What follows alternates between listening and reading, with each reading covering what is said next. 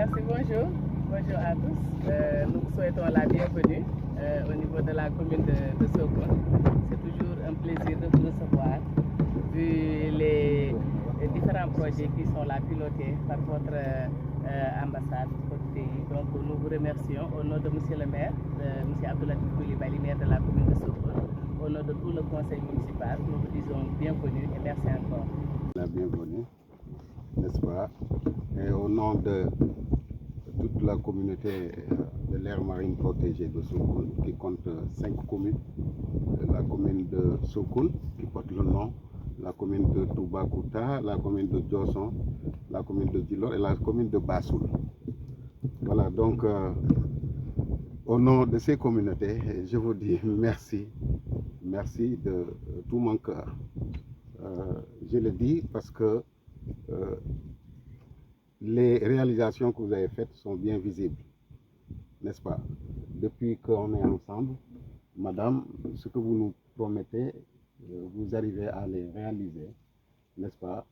Et à bien les réaliser aussi, surtout, en impliquant les populations, n'est-ce pas? Parce que tout ça, ça a été fait avec les populations, de tout genre, surtout des femmes et des jeunes, surtout, n'est-ce pas?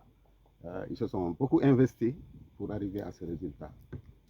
Donc, dire merci aussi aux DAMP et aux conservateurs qui les représentent toujours, qui est toujours avec nous, pour tous ces travaux que nous faisons. Voilà, bonne continuation en tout cas pour le reste. Nous comptons beaucoup sur vous, n'est-ce pas, pour l'accompagnement.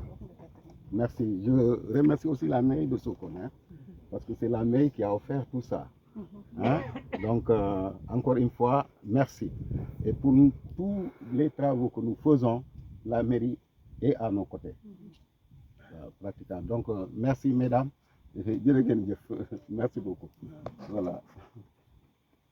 Merci monsieur le directeur. Je vais peut-être aussi dire juste quelques mots voilà, du point de vue de la coopération belge. Donc bonjour à tout le monde. Moi je suis Robin Thiers, je suis l'adjoint à son excellence l'ambassadrice et aussi chef de coopération. Et donc voilà, monsieur le président, monsieur voilà, la mairie de Sokone, directeur des aires marines. C'est vraiment un plaisir d'être ici avec cette mission. Donc on est là avec, comme vous avez vu, on est là avec une mission qui est nombreuse. On est là avec des représentants de différentes sections de nos administrations à Bruxelles.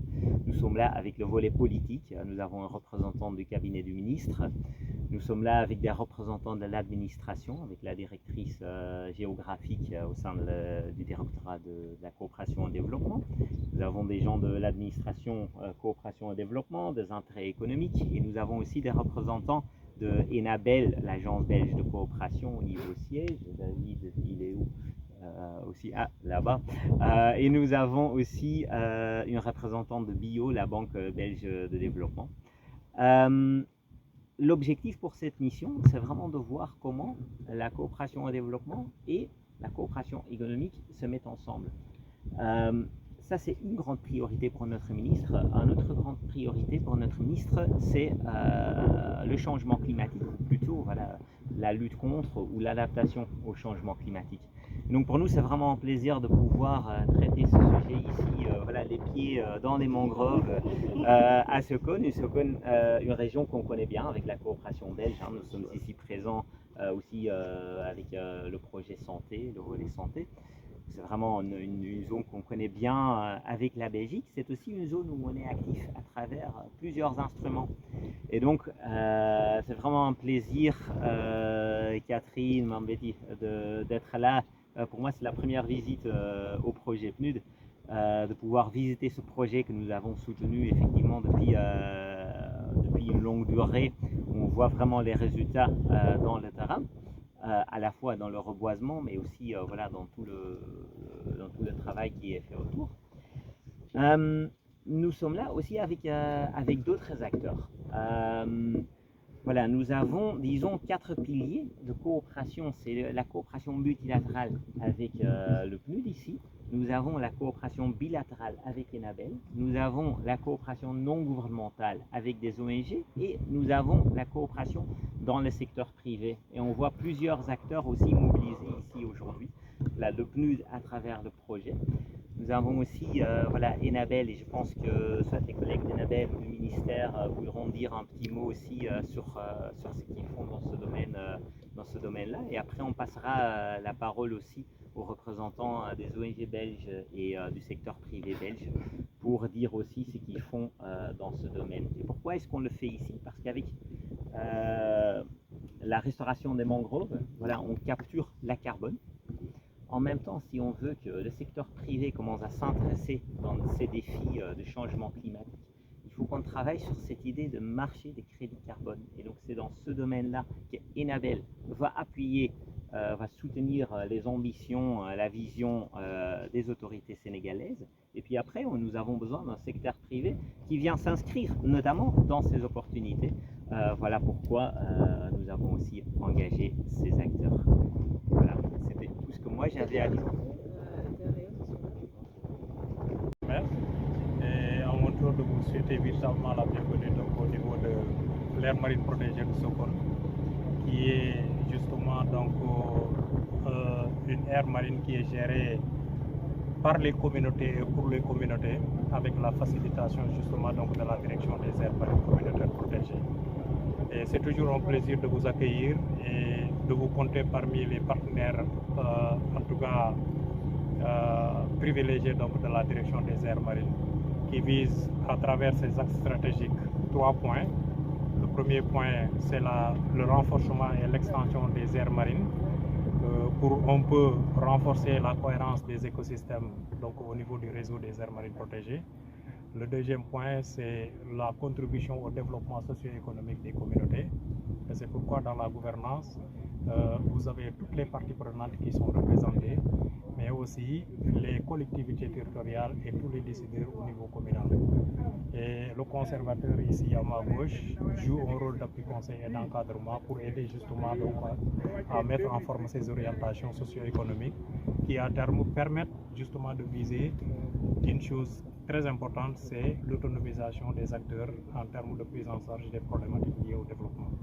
Et maintenant, le troisième aspect, c'est la recherche scientifique qui permet justement donc de pouvoir faire remonter des indicateurs suffisamment pertinents pour montrer la contribution du Sénégal par rapport au développement communautaire, mais également par rapport aux différentes conventions dont nous sommes signataires. En tout cas, c'est sur ces termes que je voudrais véritablement vous souhaiter la bienvenue, en attendant de pouvoir visiter donc sur le terrain en termes de vision concrète, qu'est-ce que l'effort de conservation a produit aujourd'hui en termes de mise en œuvre du plan d'aménagement de gestion, mais aussi en termes d'accompagnement des communautés riveraines. Je vous remercie. Je sais pas, est-ce qu'il faut continuer ici ou bien on descend? Bon, on peut donner à la direction. Et direction changement. Un petit mot. Et on va aller sur le terrain. Donc, bienvenue à tous. Il fait un petit peu chaud, donc on va pas rester trop longtemps au soleil, mais on va descendre, aller voir les mangroves. Mais merci à l'ambassadrice d'être venue à Sokone, merci à la maire de Sokone de nous avoir accueillis. Bienvenue à toute la délégation. Pour le PNUD, je suis Catherine Fiong, la représentante résidente adjointe du PNUD. Et nous mettons en œuvre ici un projet pour la mise en place de pôles de développement résilient et pour la préservation de la biodiversité, projet financé par la Belgique.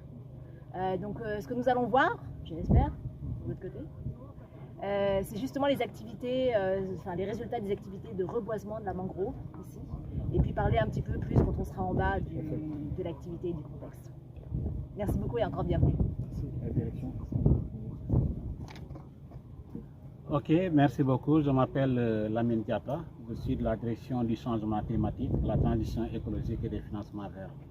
Donc, autorité nationale désignée des mécanismes de financement climatique, mais aussi du marché carbone.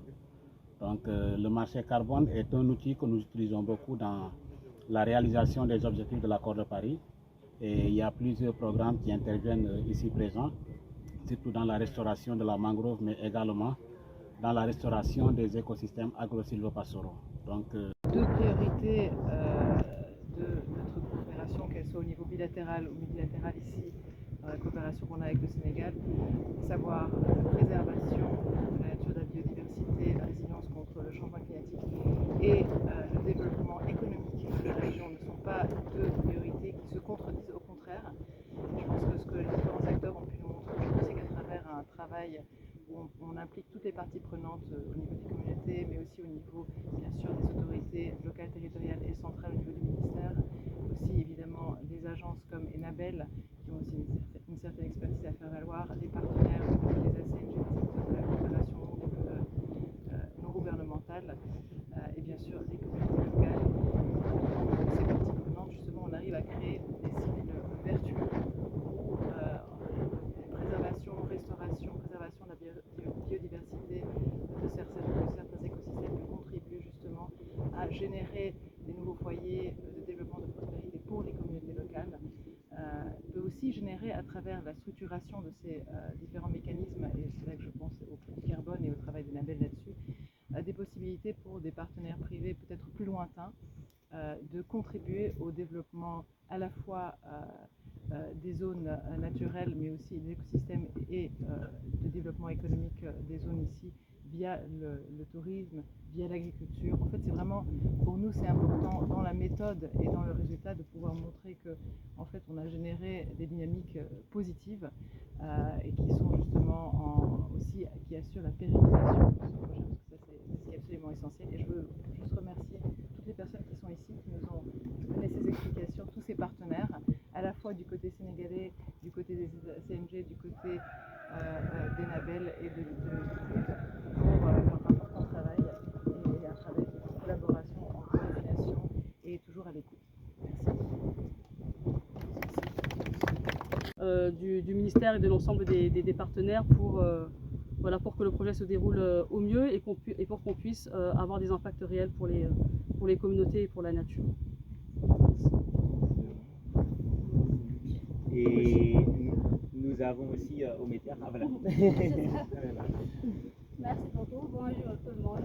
Moi c'est Ndella Maron. Je suis la représentante pays de Ometer au Sénégal.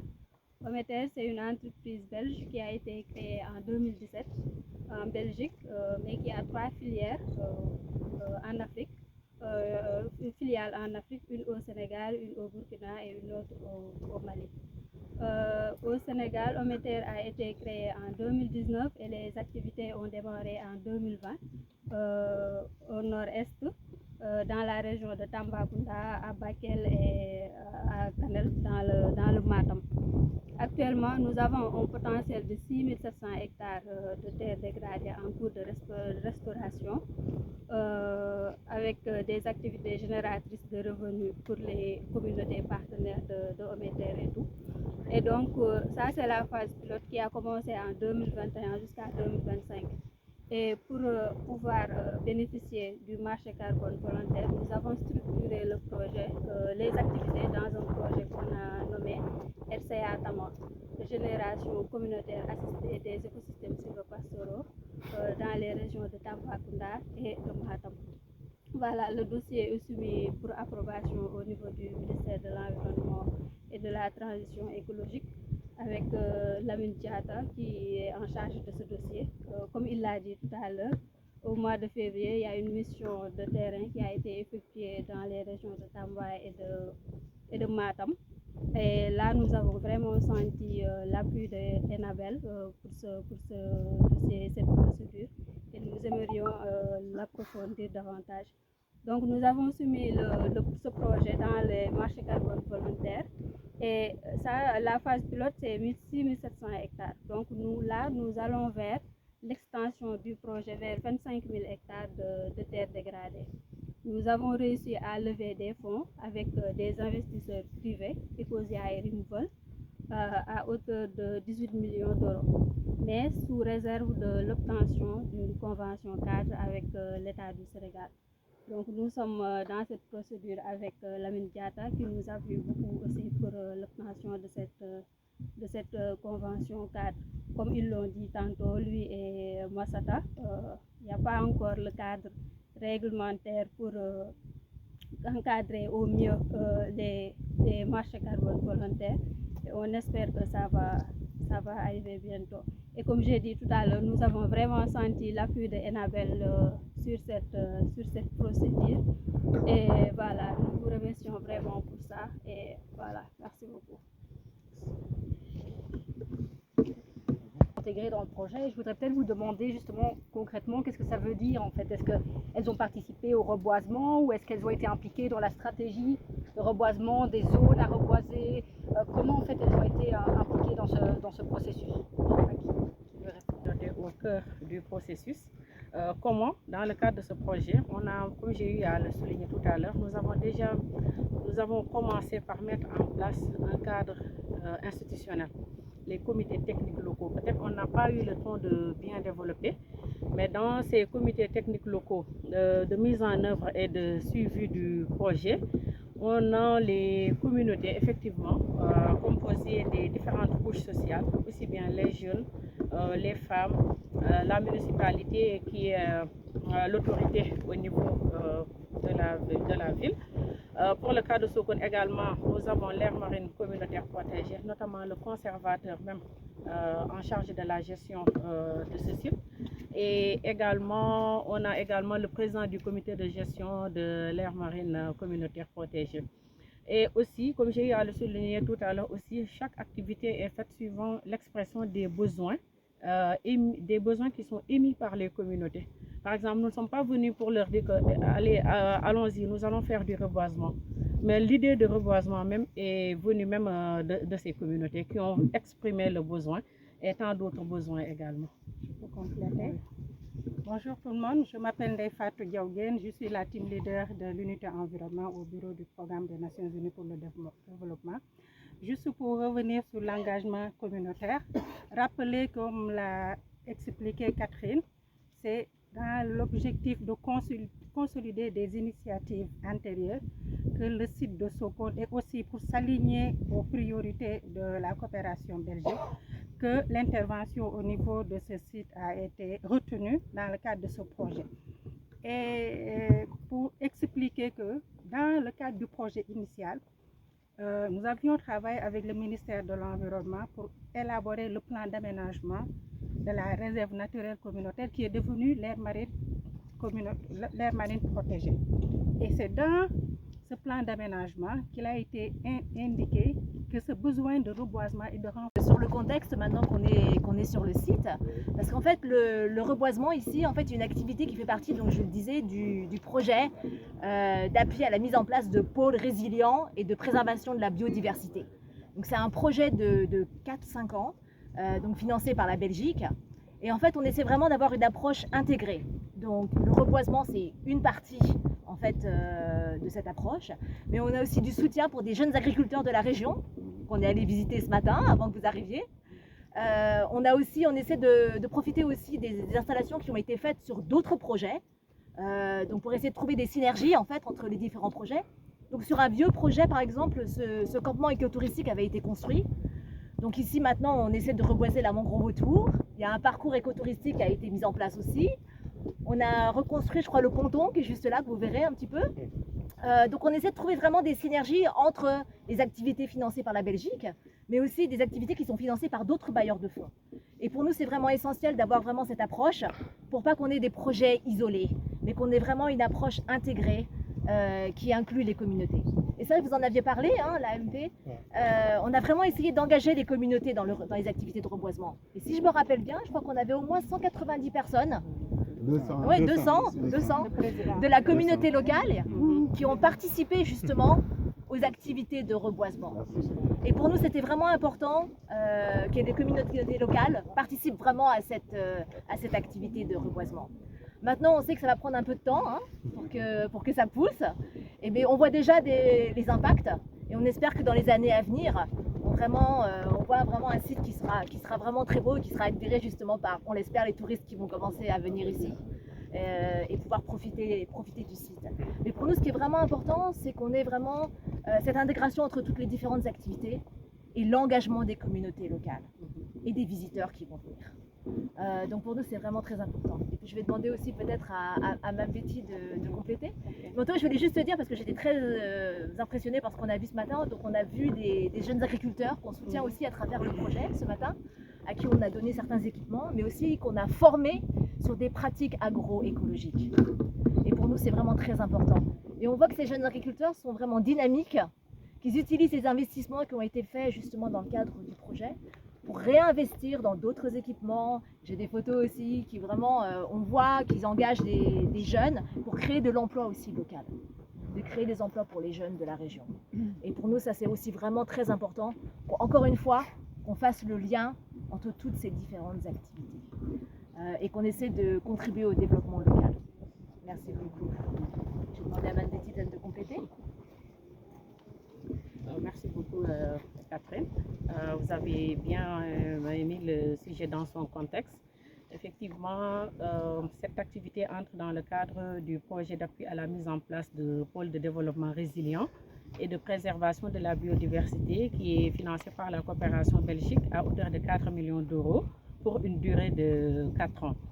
Les activités ont commencé en 2024, en avril 2024, avec le lancement du projet ici à Sokone, et où il y avait tous les parties prenantes qui étaient présentes. Rappelons aussi que ce projet se déroule dans 3 régions du Sénégal, notamment la région de Saint-Louis avec la commune de Gandon et Djeben-Gandiol, ici au niveau de Sokone avec les communautés, mais également au niveau de l'aire marine communautaire protégée, mais également au niveau de Kaffrine, dans les communes de Sagna, Malem Hodar et Diankesouf. L'objectif de cette rencontre d'aujourd'hui s'articule autour du reboisement de la mangrove qui entre dans l'objectif 2 du projet, notamment la préservation de la biodiversité. En premier lieu, dans le cadre de ce projet, nous avons eu à faire mettre en place le cadre institutionnel. Dans chaque région d'intervention du projet, nous avons mis en place un comité technique local du projet. Et dans ce comité technique local, nous avons aussi bien les communautés locales, toutes les structures qui sont parties prenantes dans le cadre du projet, notamment les structures institutionnelles, les structures étatiques, les organisations communautaires de base, ce qui fait que ce projet est un projet fédérateur de l'ensemble des parties prenantes dans les sites d'intervention. Et nous avons 2 volets importants dans le cadre de ce projet, comme révélé tout à l'heure et comme le montre l'intitulé du projet. Les pôles de résilience, l'appui à la mise en place des pôles de développement résilient à travers 2 activités principales, notamment l'agriculture et l'élevage. L'autre volet, c'est la préservation de la biodiversité.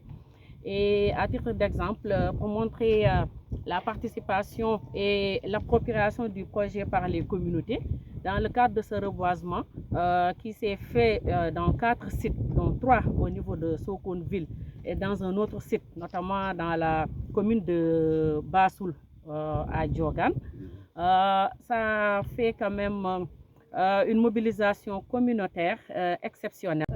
Le partenariat, c'est un partenariat gagnant-gagnant avec les communautés. Actuellement, nous avons 35 villages partenaires dans cette commune, entre les 2 départements de Bakel et de Kanel. Donc le partenariat ça se fait directement avec les communautés qui mettent à disposition un site. Le minimum c'est 100 hectares. Et quand ils mettent à disposition le site, tout ce qui est par exemple les semences qu'on va ensemencer dans le site, c'est la communauté qui va le fournir et Ometer achète. Tout ce qui est fumure, les activités d'ensemencement, la prestation de services est également payée par Ometer. Et après les ensemencements, l'aménagement du site, après la saison des pluies, on fait ce qu'on appelle un monitoring forestier. Et sur la base des résultats du monitoring, la qualité du site, l'engagement du village, il y a par exemple un calcul qu'on fait et il y a un pourcentage que le village gagne. Et ce pourcentage-là, la majorité des villages l'investissent dans une caisse d'entrepreneuriat qui sert par exemple quand il y a quelqu'un qui veut faire du commerce dans le village qui emprunte la caisse pour aller faire une activité économique commerce et après il rembourse avec intérêt. Et là, ça fait fructifier l'argent de la caisse. Il y a d'autres aussi qui utilisent le chèque du monitoring, par exemple, pour réparer le forage du village qui est cassé, rénover les salles de classe, acheter des imprimantes, les tables bancs pour les salles de classe et autres, ou bien même les postes de santé. Donc c'est un partenariat vraiment gagnant-gagnant. Et même après le monitoring, il y a la fauche, l'herbe qui est sur le site et le village, parce que dans chaque site, il y a un comité de gestion qui est établi dans le village qui gère les revenus du site. Et même l'herbe est vendue, par exemple, 2 000 francs la charrette ou bien 5 000 francs. Et les habitants du village viennent acheter dans le site à 2 000 francs et pas revendre ça à 5 000 et 10 000 francs. Et tout cela, ça participe à améliorer les moyens de subsistance des communautés partenaires. Sont impliqués dans toutes les activités de restauration, choix des sites, reboisement, suivi. À côté de ça, on a, les communautés ont été impliquées dans le design même du projet. Et on a un système on appelle gestion des plaintes, mais c'est plutôt gestion des recommandations, qui est très dynamique, où à chaque fois on peut avoir des recommandations ou même directement des plaintes si le projet dévie des objectifs qui ont été présentés ou réalisés. Et ça nous permet d'ajuster au fur et à mesure. Je crois que la communauté est fortement représentée. Parce que si on prend l'historique de la création de l'aire marine protégée, c'est une aire marine protégée qui est mitoyenne à l'aire marine protégée de Bambouk et à l'aire marine protégée de Gandoul. La population a vu au niveau de ces aires marines protégées, il y a un développement économique. Après, ils veulent maintenant instaurer ça au niveau de leur zone. C'est pourquoi ils veulent maintenant l'instauration, le développement, la restauration de cet écosystème mangrove. Ça va permettre de revenir des activités génératrices de revenus, l'ostériculture et aussi l'apiculture. On ne peut pas faire ces activités, ces deux activités, surtout l'ostériculture ou bien l'apiculture, sans qu'il y ait l'écosystème mangrove. Donc, vu ces intérêts, c'est pourquoi la population est fortement représentée durant les activités de reboisement. Et aussi, ils demandent aussi la restauration d'autres superficies. Il y a pas mal de superficies qui se trouvent au niveau de l'AMP qu'on doit restaurer, parce que l'AMP a subi les affres des changements climatiques. Donc, il est temps qu'on restaure l'écosystème qui est là pour que les activités génératrices puissent revenir et aussi à l'intérêt même de la communauté sur le plan économique, sur le plan social et aussi sur le développement de la biodiversité de manière générale. Au déjeuner, je pense, et donc il y aura pas mal de gens qui vont nous joindre, je pense, donc on pourra continuer les discussions, je pense, en ce moment-là. Voilà. Au nom du directeur des aires marines protégées, dire que véritablement nous sommes entièrement satisfaits de la forme, aussi bien pour la forme que pour le fond. Par rapport à la forme, l'esprit de collaboration, elle l'a dit, c'est du gagnant-gagnant entre communauté, État et vraiment du vrai public qui permet dès la conception de prendre en compte cet aspect lié à l'inclusion et à la participation. Je crois que c'est important. Quelqu'un l'a dit également, autant il y a les questions liées à l'atténuation, mais aussi l'adaptation. Mais il faudrait que du point de vue de l'adaptation, qu'on puisse mettre l'accent davantage sur les activités de résilience économique pour permettre justement, au-delà du projet, que les populations puissent disposer de moyens pour justement la pérennisation des acquis, mais également tendre vers l'autofinancement. Ça c'est important parce qu'en fait, les projets sont liés dans le temps. Donc un projet qui commence, forcément le projet va finir. Mais qu'est-ce qui est prévu en termes de stratégie pour justement permettre aux communautés de pouvoir continuer le processus même au-delà du projet. Et là, ça passe par la capacitation, ça passe par l'encadrement, ça passe aussi par le financement d'activités alternatives pour un peu diversifier les sources de revenus, mais aussi permettre de mettre en place des stratégies qui permettent justement de réduire les pressions et les menaces. Le premier aspect, c'est un appui technique donc, par rapport à leur dossier pour la validation de leur NIP, la note d'identification de projet, mais aussi un appui additionnel. Comme on est donc de connivence, on est aussi en collaboration avec la direction, donc on peut jouer en fait ce rôle et cet appui-là. Donc globalement, et au-delà de Ometer, il y a WeForest qui est intéressé par cet appui. Il y a aussi Ligna Verda donc, qui est dans ce processus-là.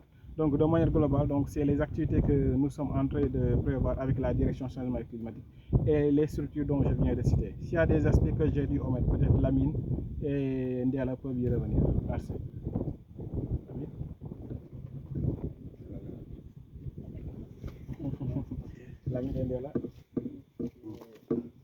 D'accord, merci beaucoup. Je pense que Massata a bien présenté le cadre. Le marché carbone aujourd'hui, comme je l'ai dit tantôt, est un outil très important quand on veut aller vers la réalisation des objectifs de l'accord de Paris. Parce que dans l'accord de Paris, en fait, on a changé de paradigme. On ne dit pas un pays maintenant, voilà ce que vous devez avoir comme réduction des émissions, mais chaque pays s'engage volontairement tenant compte de ses circonstances nationales.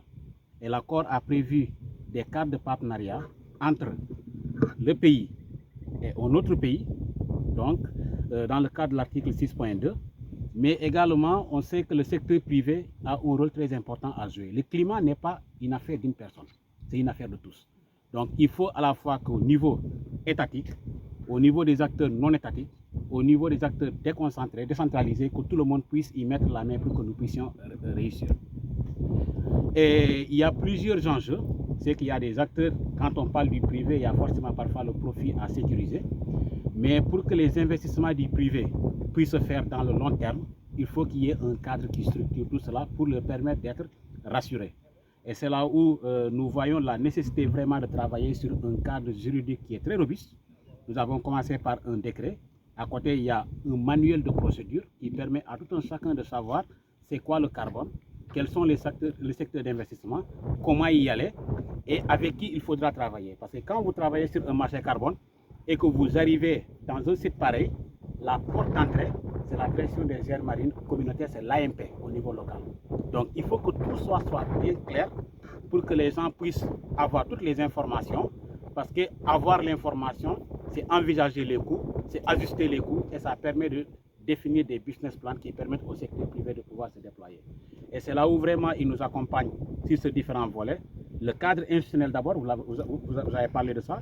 Il y a l'atténuation, mais l'atténuation n'est pas séparée de l'adaptation.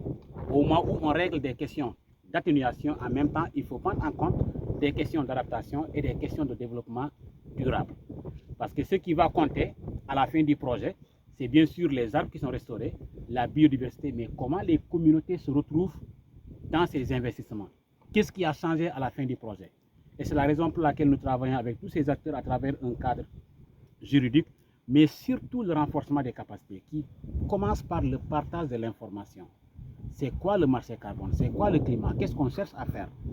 Quel rôle doit jouer chacun? Et au niveau local, quand on parle de marché carbone, que tout le monde puisse comprendre et que dans les plans d'investissement même des AMP, des collectivités, qu'on puisse y retrouver cette traçabilité de marché carbone. Demain, si je me rends en Belgique, par exemple, on me dit qu'on a investi 1 franc dans la zone, que je puisse retrouver ce franc-là dans le budget de la mairie, que je puisse retrouver cela dans le budget du ministère de l'Environnement et des différents acteurs qui interviennent ici. Et c'est là où vraiment nous soutenons l'accompagnement, en tout cas de Enabel par rapport à ça. Et nous travaillons en parfaite collaboration avec les privés qui sont représentés, que nous connaissons tous, nous cheminons avec eux. Et nous avons mené une mission ensemble, Enabel a participé, et je pense que ça montre un peu la force d'aller ensemble. Parce que les leçons de Ometer peuvent servir à WeForest et les leçons de WeForest peuvent servir à Alcott et aux autres investisseurs.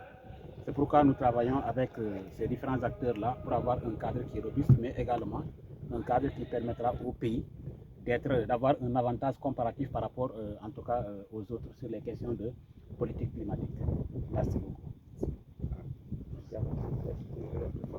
Bonjour à tous et merci de m'avoir invité à cette mission importante. Donc, je m'appelle Germaine Nera, je suis représentante pays de l'ONG WeForest. WeForest est une ONG belge qui s'active dans la restauration des écosystèmes forestiers. On a 2 objectifs principaux. Le premier, c'est de lutter contre les changements climatiques et le second, c'est de soutenir les communautés qui dépendent des écosystèmes forestiers à travers le monde. Au niveau du Sénégal, on a 2 gros projets. Le premier, c'est un programme de restauration de la mangrove avec les communautés du Sine Saloum et de la Casamance. Et le second, c'est un programme de restauration dans la zone du Ferlo, sur le tracé de la Grande Muraille Verte. Donc en ce qui concerne le programme mangrove, il est mis en œuvre dans 17 communes d'intervention, donc 5 dans le Sine Saloum et 12 en Casamance, et avec un objectif de restaurer 10 000 hectares de mangroves. On a déjà restauré 7 000 hectares de mangroves entre 2020 et 2022. Le second objectif, c'est vraiment d'accompagner les communautés qui dépendent de l'écosystème de mangrove à pouvoir s'insérer durablement dans les chaînes de valeur. Donc on accompagne un certain nombre... Au notre site, ça fait 4,5 hectares. L'ensemble de la superficie, ça fait 11,5 hectares. Actuellement, on est au niveau de la zone de Sokone, dont on a reboisé 4,5 hectares. Donc les reboisements sont là. Ça a allongé tout le parcours là. On a reboisé l'espèce qu'on appelle le rhizophora. Le rhizophora qu'on a reboisé ici.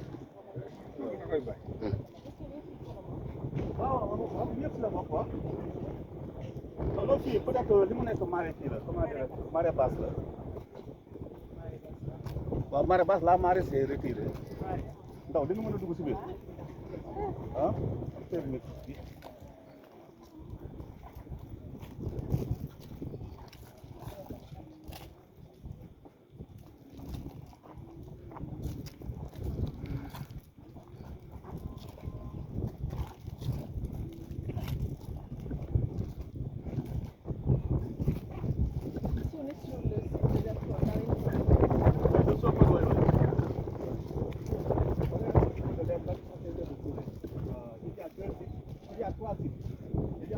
C'est bon, on peut s'arrêter là. Au niveau de Sokone, il y a deux sites. Il y a Sokone 1 et Sokone 2. Et il y a aussi Diogan. Diogan, c'est au niveau des sites. Il y a aussi le deuxième site de Sokone, ça trouve au niveau de l'autre côté. Mais on a reboisé toute cette superficie jusqu'à la route nationale là-bas. Ça fait une superficie de 4,5 hectares qu'on a reboisé. Et les gens accès ici, on est au niveau, on voit avec un panel étudié avec des espèces que vous précisez, et on essaie de préserver aussi des espèces animales ici qui sont comment ça se passe sur le base, que ça a une différence au niveau de la biodiversité. Non, ici le reboisement permet maintenant les oiseaux. Vous voyez là-bas, il y a des oiseaux qui sont là-bas, qui se nourrissent, c'est des oiseaux piscivores. Le reboisement va permettre maintenant les poissons de revenir. Parce que la mangrove permet ce qu'on appelle c'est des zones de frayère pour les poissons. Il y a aussi l'aspect protectrice aussi de cette mangrove. C'est pourquoi on les a mis devant le campement écotouristique. Ça va jouer beaucoup de rôle au niveau de Sokone. Il y a aussi l'aspect économique, l'aspect écologique et l'aspect social concernant l'écosystème mangrove. Et ça participe aussi de la désalinisation des eaux, ces mangroves, non? Est-ce que ça prend un peu... Ah oui, correct. Ça permet aussi de diminuer ou bien d'endiguer l'avancée du biseau salin. Ouais. Parce qu'on a vu dans les autres zones où on trouve une forte mortalité de la mangrove à cause de l'avancée de la langue saline. Ces mangroves maintenant permettent de pomper un certain nombre de quantités de sel, ce qui invite maintenant l'approbation du biseau salin au niveau du partie continental. C'est vraiment intéressant cette fonction de filtre en fait, de la mangrove entre la mer et la terre, qui est absolument essentielle. Voilà, c'est un régulateur climatique, c'est la séquestration du carbone. Il y a beaucoup de choses que la mangrove joue au niveau de l'environnement. Ce qu'il faut noter, c'est que le reboisement, ça fait juste un an, hein. Ça a été fait en c'est très récent. Oui, correctement, c'est récent. Ouais. Et peut-être ce qu'il faudrait ajouter, c'est que la direction des aires marines protégées, du point de vue approche, est fortement basée sur les réalités du terrain. Parce qu'en fait, pour ceux qui ne savent pas, il y a un processus pour la création d'une aire marine protégée. Et cette aire marine protégée a fait l'objet d'une lettre de saisine, donc adressée au ministère de l'Environnement pour deux causes. La première cause, c'est la dégradation des ressources. Voilà, la deuxième cause, c'est la perte de biodiversité. Alors, la mise en place de cette aire marine protégée-là permet justement d'entamer des activités en termes de restauration des écosystèmes dégradés. Et ces efforts de reboisement permettent justement de reconstituer le milieu naturel dans le cadre de renforcement justement donc des services écosystémiques, mais également de créer un potentiel en termes pour les besoins métaboliques de la biodiversité qui évolue. Alors, l'espèce étant fortement liée au milieu pour les besoins métaboliques, pour les besoins de reproduction et de grossissement, vous voyez au fur et à mesure que le biotope naturel se reconstitue, donc il y a des indicateurs naturels qui nous permettent de dire que Voilà, par rapport justement donc à l'effort consenti, on commence justement à avoir des résultats qui sont là. La quiétude du milieu est retrouvée, la biodiversité revient parce que tout simplement leur alimentation naturelle revient, mais aussi par rapport à la quiétude du milieu qui a fait l'objet, parce qu'il ne s'arrête pas au reboisement. Il faut reboiser, mais il faut aussi un suivi. Alors le suivi est en train de se faire. La sécurisation du milieu est en train de se faire. Vous ne verrez pas de coupe, vous ne verrez pas de mauvaises pratiques liées à l'habitation, souvent à l'exploitation forestière, etc. Donc après, avec l'appui des communautés, ici représenté par un président de comité de gestion. Où est-ce qu'il est? Voilà, il est là-bas. Voilà, il représente toutes les communautés parce que le comité de gestion, c'est un peu la cartographie de toutes les parties prenantes.